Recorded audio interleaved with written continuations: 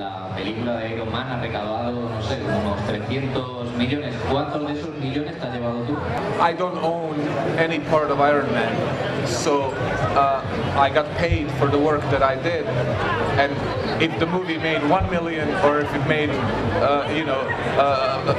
2 billion, I made the same money. So I didn't see any of the, I don't get royalties on it. I was paid for my works, just normal. So, everybody thinks because I worked on Iron Man that I, drive around in my Ferrari or whatever, but that's not true. Necesitas un nuevo representante entonces. Do you need a new agent? Probably, yes.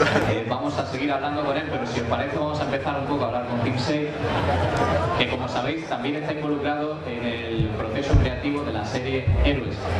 Tim, lo primero, antes que nada, preguntarte, creo que es una opinión general, no sé si estaréis de acuerdo conmigo o no, ¿por qué empezó tan bien la serie de Héroes y ha acabado siendo lo que es? I don't know. I think part of it was that the people that were running the show didn't really know what they had, what made it work, what didn't make it work. And when things started to go wrong, they became a little desperate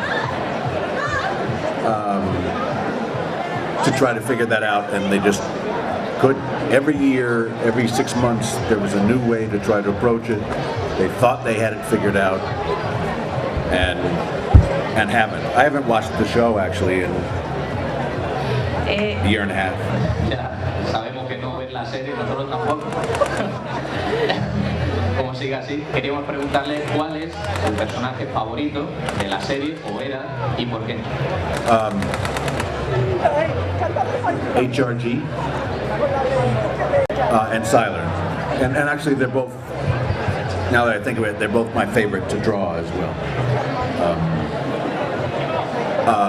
I also got to know them a little bit as people. They're both very nice people. That influenced it a little bit. But I thought that one of my favorite parts of the first season was the relationship between HRG and Claire, his daughter.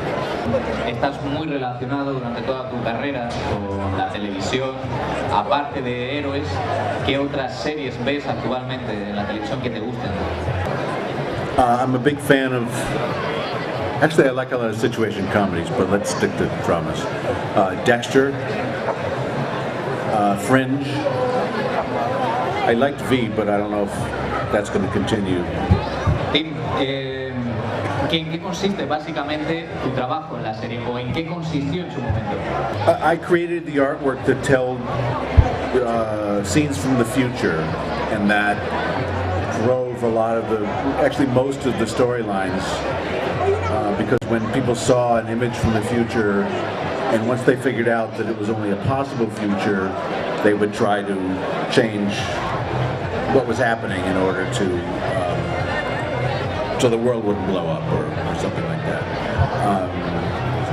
In the first season, they were paintings, but in the other, and then at the end of that season, Santiago, Isaac Mendez, was killed, and so that they had to figure out other ways that other people with that power would create things. And it was never quite as much fun as the paintings. ¿Crees que por defecto, a nivel de presupuesto, tiene unas limitaciones la televisión o el cine que el cómic puede expandir? ¿Crees que se está aprovechando? Well, yes, definitely. You can really theoretically do anything in a comic, and you don't have a budget except for your own imagination. Some movies are given an awful lot of money to work with. All comic book movies are given an awful lot of money to work with because it's understood that there's going to be special effects and CGI. But there are many movies made for just, as strange as it sounds, $10 million is like nothing to make a movie. And TV is much, much less. Heroes actually had a very large budget, but it had a huge cast, and most of it went to that, not to CGI. But in comics, just your imagination. Básicamente, creo que si estaréis de acuerdo conmigo, si veis Héroes, es una repetición de esquemas o situaciones que hemos visto muchas veces en los cómics. ¿Crees que a los autores se les reconoce el poder que tienen dentro de la industria? Associated with Heroes, writers and producers, and some of the directors that were comic book fans. And that was needed because it was going to be a series with people with superpowers, and the creator of the series, Tim Crane, didn't know anything about comics. And he had known Jeff Loeb for 20 years. They had worked together on Teen Wolf, which was Jeff's first movie. And Tim knew that he didn't know anything about comics, and so he went to Jeff and bounced ideas off of him just when he was writing the script for the pilot. And then when the series got going, they hired people that did know something about comics, and some of them were fans of mine, some not, but